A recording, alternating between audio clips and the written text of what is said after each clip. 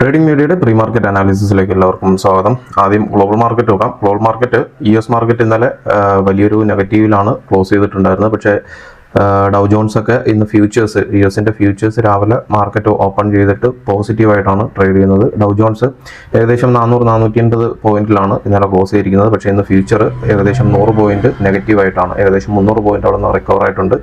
S&Pയും നസ്ഡാക്കും ഒക്കെ ഏകദേശം നല്ല പോസിറ്റീവായിട്ട് ട്രേഡ് ചെയ്യുന്നുണ്ട്. യൂറോപ്യൻ മാർക്കറ്റ് ഇന്നലെ നെഗറ്റീവായിട്ട് ക്ലോസ് ചെയ്തിട്ടുണ്ട്.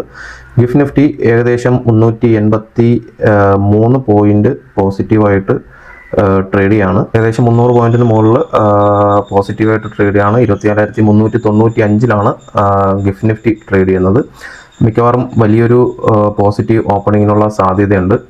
നിഫ്റ്റിയുടെ ലെവൽസ് നോക്കാം. ഇന്നത്തെ നിഫ്റ്റി ഇന്നലെ ക്ലോസ് ചെയ്തിരിക്കുന്നത് 24,000-ന് മുകളിലാണ്. 24,028 ഇന്നലെ ക്ലോസിംഗ് വന്നിട്ടുള്ളതെങ്കിലും 24,007 പോസ്റ്റ് മാർക്കറ്റിൽ ക്ലോസിംഗ് വന്നിരിക്കുന്നത്.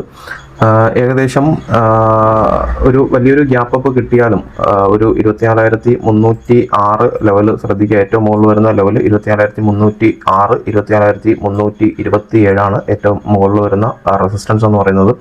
മാർക്കറ്റ് ഈ ഒരു ലെവലിലൊക്കെ ഒരു ഓപ്പണിംഗ് വരികയാണെന്നുണ്ടെങ്കിൽ മാർക്കറ്റ് മിക്കവാറും ഈ ഒരു റേഞ്ച് കൺസോൾട്ടേഷന് സാധ്യതയുണ്ട്. കൺസോൾട്ടേഷൻ അല്ലെങ്കിൽ മാർക്കറ്റ് ഒന്ന് താഴോട്ട് വരാൻ സാധ്യത കൂടുതലാണ്. ക്രൂഡ് ഓയിലൊക്കെ ഇന്നലെ കയറിയതുപോലെ തന്നെ തിരിച്ച് ഇറങ്ങിയിട്ടുണ്ട്.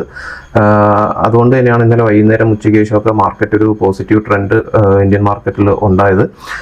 രണ്ടാമത്തെ ലെവൽ വരുന്നത് 24,172, 24,152 ഫസ്റ്റ് സപ്പോർട്ട് കിട്ടുക. ഈ ഒരു ഏരിയയിലാണ് ഒരു ഓപ്പണിംഗ് വരുന്നതെങ്കിൽ ഫസ്റ്റ് സപ്പോർട്ട് കിട്ടുക 24,172, 24,152. CPR വരുന്നത് വൈഡ് CPR ആണ്. 23,887, 23,887, 23,981, ഏകദേശം 100 പോയിന്റിന്റെ CPR ആണ് വരുന്നത്.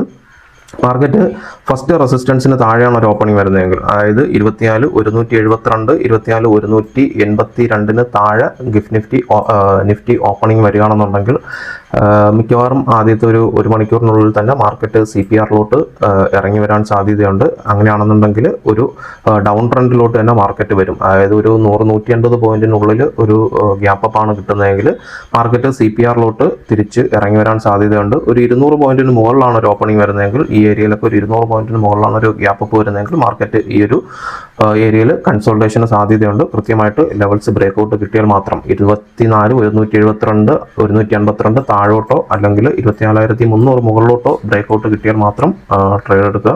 ബാക്കി അപ്ഡേഷൻസ് നമ്മുടെ വാട്സാപ്പ് ഗ്രൂപ്പിൽ ലൈവ് മാർക്കറ്റിൽ ഉണ്ടാവും.